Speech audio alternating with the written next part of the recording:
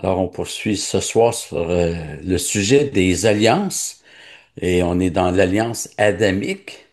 Dans les dernières semaines, on a vu que l'homme a été créé avec une droiture morale, une inclinaison au bien et non pas une neutralité. Et on a aussi vu que l'œuvre de la loi de Dieu a été écrite dans la conscience de l'homme.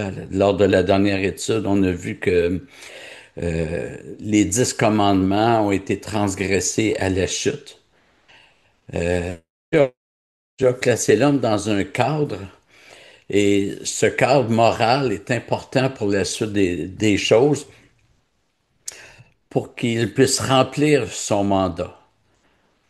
Euh, et ce mandat, on le voit ici dans Genèse 1,28, qui dit Dieu, donc bénit l'homme et la femme, et Dieu leur dit, soyez féconds, multipliez-vous, remplissez la terre et soumettez-la, dominez sur les poissons de la mer, sur les oiseaux du ciel et sur tout animal qui rampe sur la terre. Donc, le mandat, c'est de, oui, de se multiplier, mais aussi de dominer. Donc là, on va s'arrêter surtout sur dominer. Et ça va préparer la chute parce que c'est par un rampant que, donc, le serpent a participé à la chute. Donc, on y a ça davantage rendu là. Et la domination est un terme qui va s'imposer à chaque alliance. Donc, on va développer ça davantage dans les autres alliances. Et on va maintenant voir ce qu'on appelle les ordonnances créationnelles. Elles sont liées au mandat. Euh, le premier qui se présente dans le texte, c'est le travail. L'Éternel Dieu prit l'homme et le plaça dans le jardin d'Éden pour le cultiver, pour le garder. Euh, le travail, c'est le service pour Dieu. On a déjà vu que les mêmes verbes cultiver et garder décrivent la fonction des prêtres au temple. Les verbes servir et garder le temple décrivent le rôle sacerdotal. Dans Nombre 3, nous lisons, les sacrificateurs auront le soin de ce qui est remis à sa garde et à la garde de toute la communauté devant la tente de la rencontre. Ils s'emploieront au service du tabernacle. Donc, servir, c'est le même que cultiver, et remis à sa garde, c'est le même mot que garder, donc garder le jardin.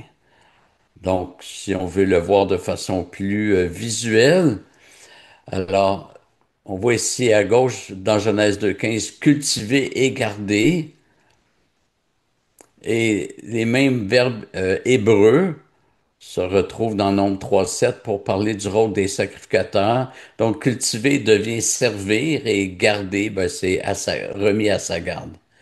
Et en hébreu, quand on répète deux mots ensemble, quand on forme un duo, comme ici, cultiver et garder, qui se retrouve dans Nombre 3,7, c'est pour créer un lien ou pour montrer qu'il y a un lien. Euh, et ça nous montre que le travail de l'homme en Éden en était un de consécration à Dieu. Autant un bâtiment voué à l'honneur de Dieu, ben, la création devait honorer Dieu. C'est-à-dire Adam et Ève devaient honorer Dieu dans le jardin. Et nous, ça nous montre que notre travail est un service pour Dieu. Il n'y a pas juste les pasteurs qui servent Dieu. Notre travail séculier, en autant qu'il soit moral, c'est un travail pour Dieu. La deuxième ordonnance créationnelle, c'est la famille. En, en débutant évidemment par le mariage, Dieu dit, faisons l'homme à notre image, selon notre ressemblance, pour qu'il domine sur les poissons de la mer, sur les oiseaux du ciel, sur le bétail, sur toute la terre, sur tous les reptiles qui rampent sur la terre. Dieu créa l'homme à son image, il le créa à l'image de Dieu. Hommes et femmes, il les créa. Dieu les bénit, Dieu leur dit, soyez féconds, multipliez-vous, remplissez la terre, soumettez-la, dominez sur le poisson de la mer, sur les oiseaux du ciel et sur tout animal qui rampe sur la terre. Donc, Dieu bénit le couple. Euh, c'est pas une. une formulation vide. C'est vraiment que Dieu met sa bénédiction sur le couple pour qu'il puisse remplir son mandat. Euh, et la bénédiction de Dieu vient assurer Adam et Ève que le Seigneur les accompagne dans leur mission. Le Seigneur rend l'homme participant à ses œuvres, mais les résultats appartiennent au Seigneur. Euh,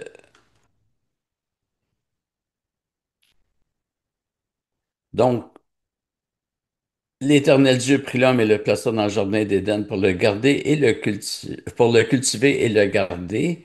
Et au verset 15, l'homme reçoit le mandat de Dieu. Versets 16 et 17, l'homme reçoit une loi spécifique de Dieu. L'Éternel Dieu donna ce commandement à l'homme, tu pourras manger de tous les arbres du jardin, mais tu ne mangeras pas de l'arbre de la connaissance du bien et du mal, car le jour où tu en mangeras, tu mourras. Et dans Genèse 2, la séquence des événements est très importante. Parce que Dieu crée l'homme, donne à l'homme le mandat, euh, donc de garder et cultiver le jardin, donne à l'homme la loi, le verset qui est à l'écran, et au verset 18, Dieu dit, c'est marqué, l'Éternel Dieu dit, il n'est pas bon que l'homme soit seul, je lui ferai une aide qui sera son vis-à-vis. Une aide, pourquoi? Ben, c'est évident que c'est pour remplir le mandat. Et on peut changer le mot mandat par mission. Et la femme doit entrer sous la mission confiée à l'homme, c'est la soumission. Euh, et ça nous montre que le mariage n'a pas comme but de vivre un romantisme où les deux sont tournés l'un vers l'autre. J'ai rien contre le romantisme, mais c'est pas le but. Le but du mariage, c'est pour servir Dieu en couple.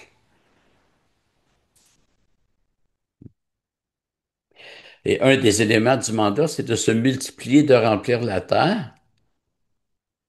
Alors, la question se pose à savoir si le mandat demandait de remplir la terre et de sortir du jardin ou s'il ne devait pas demeurer dans le jardin.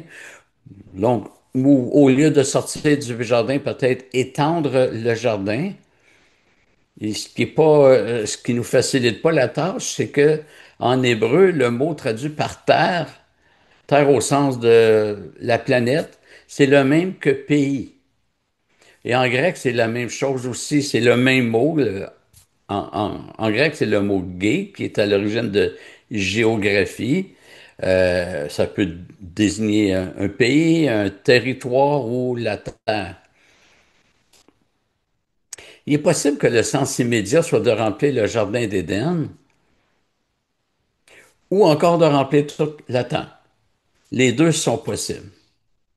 Et ce qui nous aide à comprendre, c'est que quand le Seigneur va renouveler le mandat créationnel avec Noé et ses descendants, la consigne revient. À la sortie de l'arche, Dieu parle à Noé.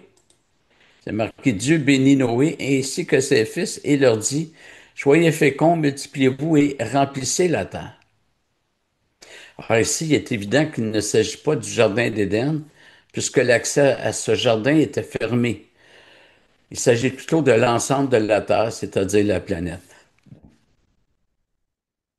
Alors, ce qui me fait penser pour l'idée que le mandat donné à Adam et Ève était de remplir la Terre au complet et non pas le jardin. Donc, Dieu donne la femme à l'homme pour remplir le mandat et les descendants devaient poursuivre le mandat. Dans Genèse 9, Dieu s'adresse à Noé euh, et à ses fils. Puis, donc, c'est des descendants d'Adam et Ève. Puis le mandat de remplir la terre continue. En passant, le mandat, je trouve ça curieux que nombre de chrétiens pensent que ce mandat s'est terminé, alors qu'il ne l'est pas. Ça fait encore partie de, du but pour le couple d'avoir des enfants. Donc, première ordonnance créationnelle, le travail. La deuxième, couple, famille. La troisième, c'est le sabbat, le repos. Alors, le mot hébreu signifie cessation.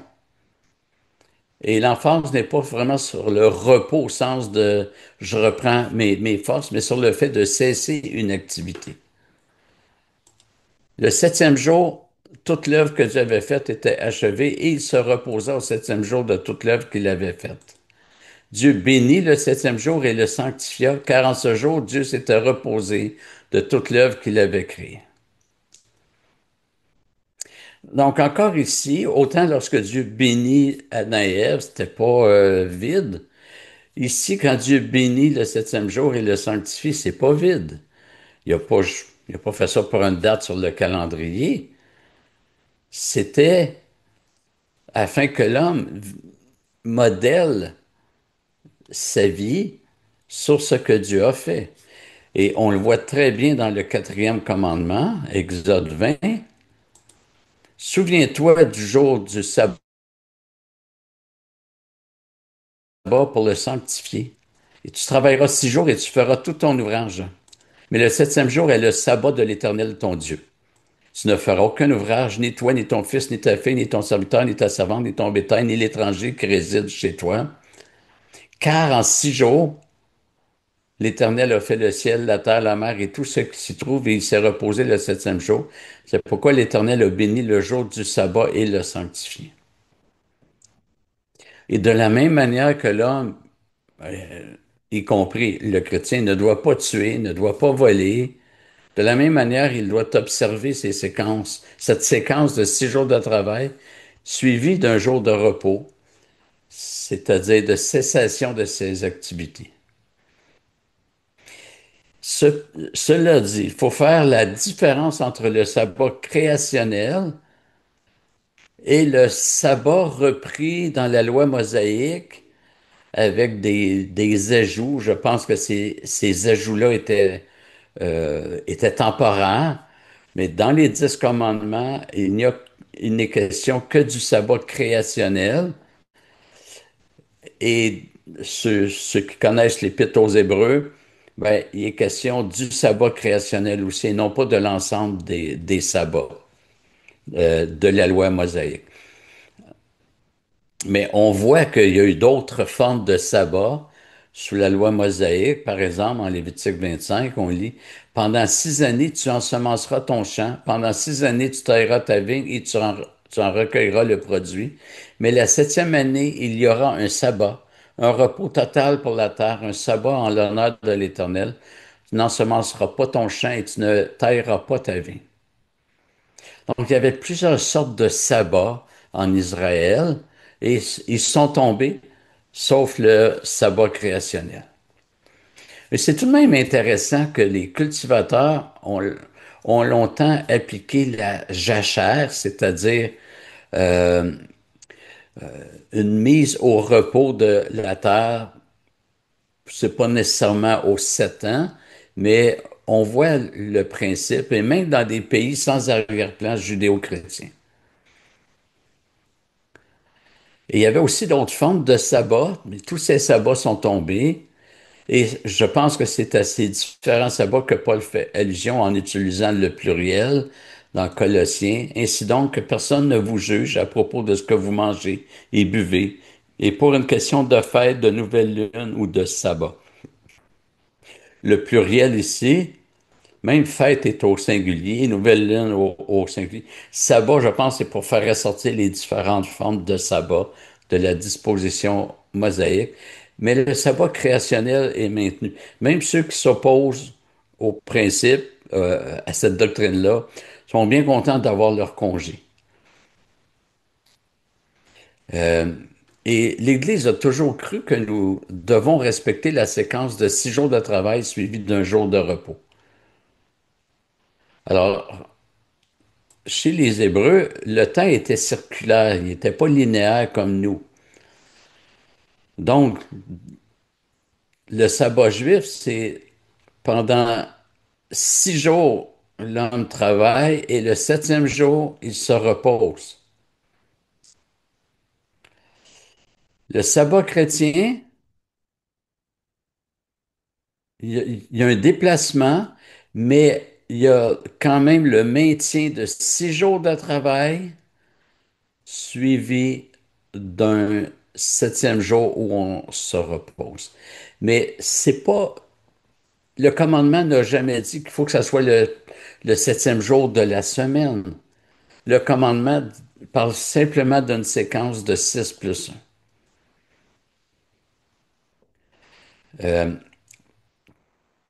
Ce que l'Église maintient. Alors, il y a des raisons théologiques pourquoi c'est passé du samedi au dimanche. Jésus est ressuscité le dimanche. Euh, mais aussi, on voit que les chrétiens se rassemblaient le dimanche, hein. Paul dit le premier jour de la semaine, on s'est rendu à telle église pour rompre le pain. Que chacun de vous mette à part le premier jour de la semaine. Et jamais, jamais, la Bible parle du deuxième jour de la semaine, troisième jour, quatrième. Mais il y a vraiment un emphase sur le premier jour. Euh, Mettre de côté son travail, c'est pas juste le travail professionnel, c'est-à-dire le gagne-pain. Le commandement dit, tu travailleras 6 jours et tu feras tout ton ouvrage. Ça inclut les courses, les travaux sur la maison, le ménage. Ça inclut les études. Quand j'étais à la faculté de théologie, le samedi à 5 heures, je fermais l'ordi et il se rouvrait le lundi matin. Le dimanche était réservé à l'église et à la famille, puis j'incluais le samedi soir pour avoir un souper en famille. Donc, le repos ne signifie pas que le jour du Seigneur est un jour de hamac. Le mot cessation est une meilleure traduction du mot sabbat. Nous mettons de côté nos activités courantes pour nous consacrer de façon particulière aux choses aux choses de Dieu. Donc, voilà, on va s'arrêter ici pour ce soir. Merci de votre attention.